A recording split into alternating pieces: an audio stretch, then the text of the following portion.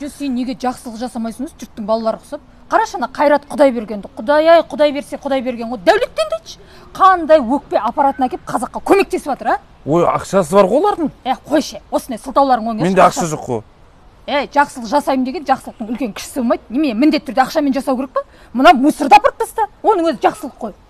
Не әдет осы? Қойыңызшы, сіз өзіңізге қарап алсаңызшы. Сіз сияқты Айнұр Тұрсынбаева да елге жақсылық жасап отыр, жасасаңызшы сіз де. Айнұр ма? Иә. Дұрыс жасап жатыр.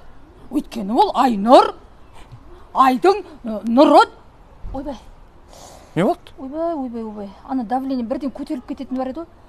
Оты тұршы, дәрі ішіп шығайын, сосын айтам ары қарай. Ойлау, өзіне келсе давление көтеріліп кетеді екен осы. Бопта апарсайыншы осы мұсырды. Жинуни деп ойла қамаңыздар, ей! Қайран кезер ай, музыкасы балдай